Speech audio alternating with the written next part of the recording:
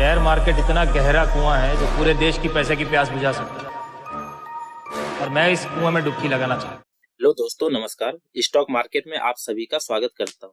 दोस्तों, हम में से हर कोई शेयर मार्केट में इन्वेस्ट करना चाहता है, लेकिन मन में एक क्वेश्चन आता है, शेयर मार्केट किस तरह से काम करता है? आप किस तरह से मार्केट में अपने पैसे को इन्वेस्ट कर सकते हैं? दोस्तों, जनरली अगर आप अपने पैसे को किसी बैंक में एफडी करते हो तो आपको कितना रिटर्न मिल जाएगा? 6 से 7% तक रिटर्न तो आपको आसानी से मिल ही जाता है। आपने जो पैसा बैंक में एफडी किए होते हैं उसको डबल होने में लगभग 10 से 12 साल लग ही जाता है।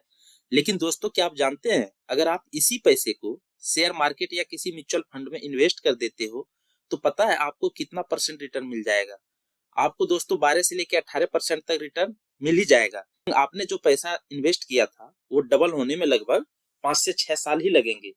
मान लीजिए अगर आप एसबीआई बैंक में 5 लाख का एफडी करते हैं, ये 5 लाख 10 लाख बनने में यानी डबल होने में कितना समय लगेगा?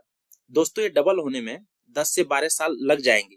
लेकिन अगर आप इसी 5 लाख को एसबीआई बैंक के शेयर में इन्वेस्ट करते हो तो ये डबल होने में लगभग 5 से 6 साल ही लगेंगे। दोस्तों, हम अगर अमेरिका जैसे देश की बात करते हैं तो अमेरिका के अंदर लगभग 50% लोग शेयर मार्केट में इन्वेस्ट करते हैं। लेकिन अगर यही भारत के अंदर देखा जाए तो यहाँ लगभग 5 से 6% लोग ही शेयर मार्केट में इन्वेस्ट करते हैं। इसका क्या कारण है कि भारत में इतने कम लोग शेयर मार्केट में इन्वेस्ट करते हैं? लोग भारत में इन्वेस्ट क्यों नहीं करना चाहते हैं? तो इसके कुछ रीजन हो सकते हैं। लोगों में शेयर मार्केट के नॉलेज का अभाव हो सकता है, लोगों में रिस्क लेने की कैपेसिटी नहीं है, कोई कोर्स अवेलेबल नहीं है हमारे स्कूल कॉलेज में, लोगों में अवेयरनेस का अभाव हो सकता है। बहुत सारे हमारे मार्केट में फ्रॉड हो चुके हैं, जैसे हर्षद मेहता का स्कैम आपने सुना होगा, केतन पारेख घोटाला आपने सुना होगा, जिसके कारण लोग शेयर मार्केट में इन्वेस्ट करने से डरते हैं। दोस्तों, हम बेसिक से समझेंगे शेयर मार्केट होता क्या है एवं ये काम कैसे करता है, कैसे हम शेयर को बाय कर सकते हैं एवं सेल कर सकते हैं एवं बहुत कुछ। आइए स्टार्ट करते हैं। दोस्तों, स्टॉक मार्केट कहिए, शेयर मार्केट कहिए या इक्विटी मार्केट, इन तीनों का मतलब एक ही होता है। These are the synonyms each other। आप चाहे स्टॉक मार्केट बोल दीजिए या शेयर मार्केट। दोस्तों, शेयर मार्केट एक ऐसा मार्केट है जहां पर आप किसी कंपनी के शेयर स्टॉक एक्सचेंज के माध्यम से खरीद सकते हैं या बेच सकते हैं। जब आप किसी कंपनी के शेयर खरीदते हो तो आप उस कंपनी के एक छोटे से हिस्सेदार बन जाते हो, यानी उसके शेयर होल्डर बन जाते हो। अगर कंपनी को प्रॉफिट होगा तो कुछ परसेंट उस प्रॉफिट का आपको भी मिलेगा, अगर कंपनी को लॉस होगा तो उस लॉस का कुछ परसेंट आपको भी सहन करना पड़ेगा। शेयर मार्केट दोस्तों डिमांड एवं सप्लाई के सिद्धांत पर काम करता है। हम इसको आसान भाषा में ऐसे समझते हैं, शेयर मार्केट भी एक सब्जी मंडी की तरह काम करता है। जैसे मंडी के अंदर डिमांड एवं सप्लाई चलता है, अगर किसी सब्जी का डिमांड ज्यादा है यानी उस सब्जी को लोग ज्यादा खरीद रहे हैं, अगर पीछे से उस सब्जी का सप्लाई कम आ रहा है तो उस कंडीशन में क्या होगा, उस सब्जी का रेट बढ़ जाएगा। लेकिन कोई ऐसी सब्जी जिसका डिमांड कम है, लोग उसको खरीदना पसंद नहीं कर रहे हैं, लेकिन सप्लाई बहुत ज्यादा आ रहा, तो उस कंडीशन में क्या होगा, उसका रेट घट जाएगा। दोस्तों, शेयर मार्केट के अंदर भी ऐसा ही होता है। अगर किसी शेयर को ज्यादा बेचा जा रहा है तो उस शेयर का प्राइस नीचे की ओर आ जाएगा, क्योंकि उसका सप्लाई ज्यादा है। इसी प्रकार अगर किसी शेयर के सेलर कम है यानी उस शेयर को बेचने वाले कम है एवं बायर यानी खरीदने वाले अधिक है, तो उस कंडीशन में क्या होगा, उस शेयर की प्राइस बढ़ जाएगी, यानी प्राइस ऊपर की ओर जाएगी, क्योंकि मार्केट में उस शेयर का डिमांड अधिक है। जब डिमांड बढ़ेगी तो ऑब्वियसली चीजें महंगी हो जाएगी। हम इसको एग्जांपल से समझते हैं। मान लीजिए किसी शेयर की प्राइस अभी 100 रुपया चल रही है एवं इसकी डिमांड मार्केट में है, मीन्स उस शेयर को खरीदने वाले की संख्या ज्यादा है, यानी लोग उस शेयर को खरीदने के लिए इंटरेस्टेड हैं। तो उस कंडीशन में क्या होगा, उस शेयर की प्राइस जो 100 रुपये पे चल रही थी वो बढ़ने लगेगा, वो 100 रुपये से बढ़ के 120, 130, 150, उसकी प्राइस डबल भी हो सकती है। लेकिन अगर किसी शेयर की डिमांड मार्केट में नहीं है, यानी खरीदने वाले से ज्यादा बेचने वाले हैं, तो उस कंडीशन में क्या होगा, उस शेयर की प्राइस डाउन होने लगेगी, यानी नीचे गिरने लगेगी। यानी जो 100 रुपया पर चल रहा था वो 100 से घट के 90, 80, 70 आने लगेगी। दोस्तों शेयर का मतलब होता है हिस्सा। मान लीजिए एबीसी नाम की कोई कंपनी है जिसकी वैल्यू 1 लाख रुपए की है। वह कंपनी अपना शेयर इशू करना चाहती है शेयर मार्केट में 1 रुपए के हिसाब से, तो कितने शेयर इशू कर सकती है? दोस्तों वो 1 लाख शेयर इशू करेगी।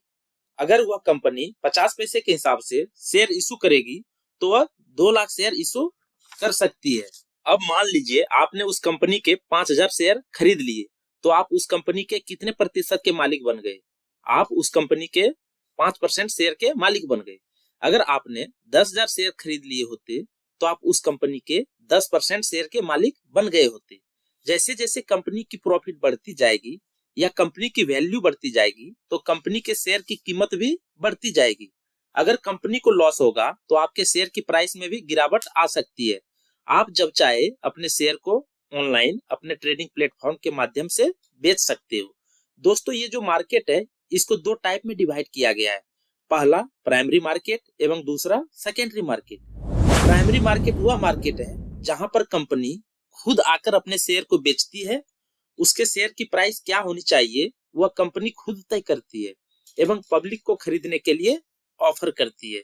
शेयर की प्राइस क्या होनी चाहिए इसमें कुछ रेगुलेशन भी होती है। कंपनी अपने शेयर की प्राइस ज्यादा ऊपर नीचे नहीं कर सकती है क्योंकि ये डिमांड पर डिपेंड करता है कितना प्राइस देने के लिए लोग तैयार हैं। प्राइमरी मार्केट में पब्लिक या इन्वेस्टर सीधे कंपनी से शेयर खरीदते हैं। कंपनी एक मैक्सिमम प्राइस एवं एक मिनिमम प्राइस डिसाइड करती है, यानी एक रेंज डिसाइड कर देती है कि इस रेंज के अंदर कंपनी अपने शेयर को बेचेगी। प्राइमरी मार्केट को आप आसान भाषा में ऐसे समझ सकते हो, जब कोई कंपनी आईपीओ लेकर आती है तब आप उस आईपीओ में अप्लाई करते हो। आप जो आईपीओ अप्लाई कर रहे हो उसे आप प्राइमरी मार्केट में ही अप्लाई करते हो। प्राइमरी मार्केट में जब आईपीओ के जरिए शेयर बेचे जाते हैं तो वह सेकेंडरी मार्केट में ट्रेडिंग के लिए उपलब्ध हो जाते हैं, जहां पर लोग अपने आप से शेयर को बेचते हैं एवं खरीदते हैं, मींस शेयर की ट्रेडिंग करते हैं। सेकेंडरी मार्केट में शेयर की प्राइस पर कंपनी कुछ नहीं कर सकती है। शेयर का प्राइस ऊपर नीचे होता रहेगा डिमांड एवं सप्लाई के बेस पर। अगर आपको एचडीएफसी बैंक के शेयर खरीदने हैं तो आप क्या एचडीएफसी बैंक के पास जाएंगे? नहीं ना, आप अपने स्टॉक ब्रोकर के माध्यम से अपने ट्रेडिंग अकाउंट में शेयर खरीद एवं बेच सकेंगे। आज के डेट में दोस्तों ऑलमोस्ट हर एक कंट्री में अपना एक स्टॉक एक्सचेंज है। स्टॉक एक्सचेंज वह जगह है जहां पर आप किसी लिस्टेड कंपनी के शेयर को खरीदते हो एवं बेचते हो। इस समय भारत में 2 सबसे पॉपुलर स्टॉक एक्सचेंज कार्यरत है। एक है BSE Bombay stock exchange. BSE जो एक प्राइवेट कंपनी के रूप में कार्य करता है एवं देश की ये सबसे बड़ी एक्सचेंज है एवं एशिया की भी सबसे पुराने स्टॉक एक्सचेंज हैं। इसमें लगभग 5500 से ज्यादा कंपनियां लिस्टेड हैं। दूसरा है एनएसई नेशनल स्टॉक एक्सचेंज, जो कि भारत सरकार द्वारा इसे बनाया गया है। इसमें लगभग 2000 से ज्यादा कंपनियां लिस्टेड हैं। दोस्तों आपने बहुत सारे कॉमन शब्द सुने होंगे, जैसे सेंसेक्स, निफ्टी सुना होगा, या कई बार हम न्यूज़पेपर में पढ़ते हैं आज बाजार 100 पॉइंट नीचे गिर गया, 200 पॉइंट बाजार चढ़ गया। तो इन सारे शब्दों का मतलब क्या होता है, बाजार चढ़ता एवं गिरता कैसे है? तो आइए हम इसके बारे में जानते हैं। सेंसेक्स मुख्य रूप से एक इंडेक्स है जो बीएसई बॉम्बे स्टॉक एक्सचेंज को रिप्रेजेंट करता है। सेंसेक्स 1986 में अपने अस्तित्व में आया। यह शेयर मार्केट के ट्रेंड का एक अंदाजा देता है कि शेयर मार्केट ऊपर जा रहा है या नीचे जा रहा है। सेंसेक्स बीएसई की जो 30 सबसे बड़ी मार्केट कैपिटल वाली कंपनी है उससे ये मिलकर बना है। इन टॉप 30 कंपनी के एवरेज वैल्यू के आधार पर ही सेंसेक्स की वैल्यू निकाली जाती है कि भाव कितना ऊपर नीचे हुआ है। जैसे मार्केट 200 पॉइंट गिर गया या 300 पॉइंट ऊपर चढ़ गया, इस आधार पर ये मान लिया जाता है कि इन 30 कंपनियों में जो हो रहा है उससे सही सही अंदाजा लग जाता है कि शेयर मार्केट की जो 5500 कंपनियां हैं उसमें क्या हो रहा है। दोस्तों ऐसे ही हमारे निफ्टी इंडेक्स, निफ्टी 50 भी सेंसेक्स की तरह ही एक इंडेक्स है। एनएसई नेशनल स्टॉक एक्सचेंज की 50 सबसे टॉप कंपनी का रिप्रेजेंटेशन करता है। इन 50 टॉप कंपनी का ट्रेंड ही हमें बताता है कि मार्केट ऊपर जा रहा है या नीचे जा रहा है, मार्केट कैसे चल रहा है। ये जो टॉप 50 कंपनियां कैसी परफॉर्मेंस कर रही है, निफ्टी को देखकर ही हमें पता चलता है कि सारी कंपनियां किस प्रकार परफॉर्मेंस कर रही है। दोस्तों, आजकल भारतीय मार्केट में आईपीओ काफी चर्चा का विषय बना रहता है। कुछ इन्वेस्टर आईपीओ में इन्वेस्ट लिस्टिंग गेन के लिए करते हैं एवं कुछ इन्वेस्टर लॉन्ग टर्म के लिए भी निवेश करते हैं। अगर देखा जाए तो maximum retail investor only listing gain के लिए ही आईपीओ में अप्लाई करते हैं। आईपीओ होता क्या है, आइए जानते हैं सब कुछ इसके बारे में। IPO means initial public offering होता है। आईपीओ किसी ऐसे कंपनी द्वारा लाया जाता है जो पहले से ही कोई बिजनेस कर रहा होता है। आईपीओ के माध्यम से किसी कंपनी द्वारा पहली बार अपने शेयर जनता को बेचने के लिए ऑफर किए जाते हैं। मीन्स वो कंपनी अपने 100% हिस्सेदारी से कुछ प्रतिशत हिस्सेदारी लोगों को बेचने के लिए आना आईपीओ कहलाता है। इनिशियल पब्लिक ऑफरिंग मीन्स जब कोई भी कंपनी पहली बार अपने शेयर को स्टॉक मार्केट में पब्लिक को बेचती है तो इसे ही आईपीओ कहा जाता है। मीन्स वह चीज जो पहली बार पब्लिक के साथ लाई गई। आईपीओ आने के बाद कंपनी के शेयर ट्रेडिंग के लिए स्टॉक मार्केट में लिस्ट हो जाते हैं। ये लिस्टिंग जो होगा एनएसई पे होगा या बीएसई या दोनों स्टॉक एक्सचेंज पर हो सकती है। मान लीजिए कोई कंपनी XYZ प्राइवेट लिमिटेड है। ये जो प्राइवेट लिमिटेड है इसका मतलब क्या होता है? प्राइवेट लिमिटेड मीन्स होता है यह मेरी पर्सनल कंपनी है, लेकिन अगर मैं इस कंपनी को जनता के बीच में ले जाता हूँ, मीन्स इसके शेयर पब्लिक में बांट दिया जाता है, तो इस केस में यह जो प्राइवेट लिमिटेड है इसका नाम पब्लिक लिमिटेड हो जाएगा, XYZ पब्लिक लिमिटेड। ये जो प्राइवेट से पब्लिक लिमिटेड बनाने का काम है वह आईपीओ के आने के बाद ही हो जाता है। अब दोस्तों अगला क्वेश्चन आता है, हम शेयर मार्केट में निवेश कैसे कर सकते हैं, यानी शेयर को हम कैसे खरीद सकते हैं। अगर आपको शेयर खरीदने हैं तो आपको मोबाइल या कंप्यूटर के द्वारा शेयर को बाय या सेल कर सकते हैं, लेकिन उसके लिए आपके पास एक बैंक अकाउंट होना चाहिए, एक ट्रेडिंग अकाउंट होना चाहिए एवं एक डीमैट अकाउंट होना चाहिए। ट्रेडिंग अकाउंट एवं डीमैट अकाउंट खोलने के लिए आपको किसी भी स्टॉक ब्रोकर के पास अपना अकाउंट ओपन कर सकते हैं। डीमैट अकाउंट वह अकाउंट होता है जहां पर आपके शेयर डिजिटल फॉर्म में स्टोर रहते हैं। जिस प्रकार आपके पैसे सेविंग अकाउंट में डिपॉजिट रहते हैं, उसी प्रकार जो भी शेयर आप खरीदते हैं वह डीमैट अकाउंट में स्टोर रहता है।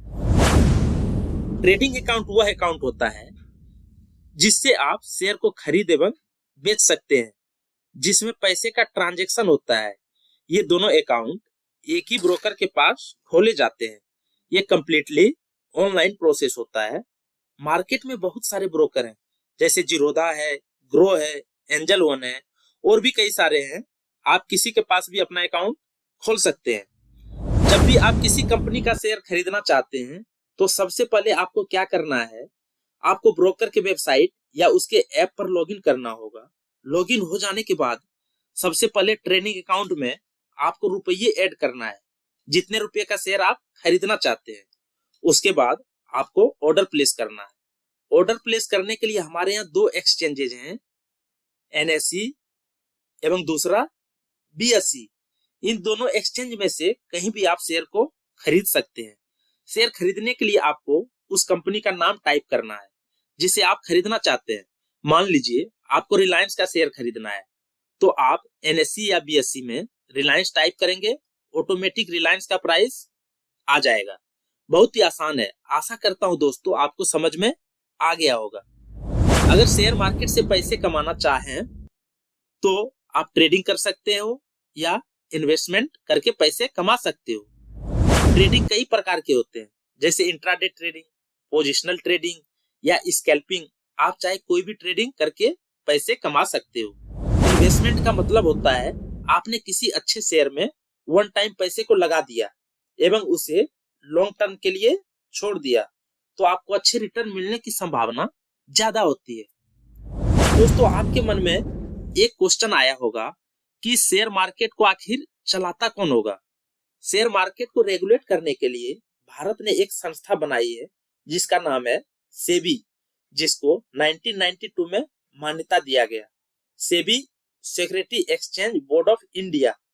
सेबी भारत की वह संस्था है जो स्टॉक मार्केट को रेगुलेट करता है कि कोई भी इस मार्केट में स्कैम या कोई गड़बड़ न कर पाए।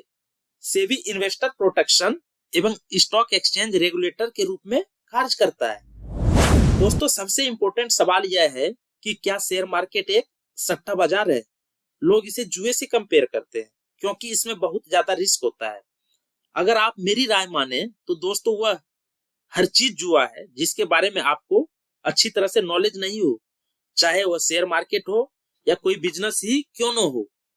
अगर आपको नहीं पता कि कंपनी बिजनेस क्या करती है, कंपनी फ्यूचर ओरिएंटेड है या नहीं, कंपनी का फंडामेंटल कैसा है, कंपनी का ग्रोथ कैसा है, कंपनी प्रॉफिट अर्न कर पा रही है या नहीं, किसी के टिप्स पर कोई भी शेयर खरीद लेना, किसी न्यूज चैनल पर देखकर शेयर बाई कर लेना। हर्षद मेहता का स्कैम भी ऐसे ही हुआ था। हर्षद मेहता जिस भी शेयर को छू लेता उसका प्राइस आसमान तक पहुंच जाता था।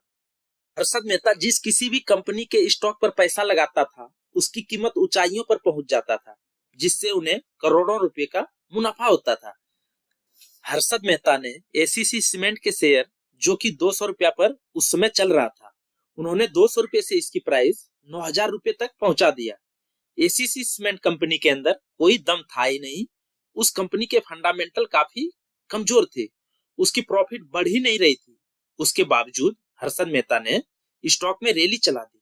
अचानक उन्होंने एसीसी का सारा माल बेच दिया टॉप पर जाकर, जिससे एसीसी स्टॉक पूरी तरह से क्रैश हो गया। सारे रिटेल इन्वेस्टर बर्बाद हो गए। दोस्तों, ये था हर्षद मेहता स्कैम। उन्होंने बहुत सारा पैसा कमाया लेकिन आम लोग बर्बाद हो गए। दोस्तों, अगर इस वीडियो में कुछ नया सीखने को मिला तो वीडियो को लाइक कीजिए एवं शेयर कीजिए। मिलते हैं नेक्स्ट वीडियो में। दोस्तों, बहुत बहुत धन्यवाद।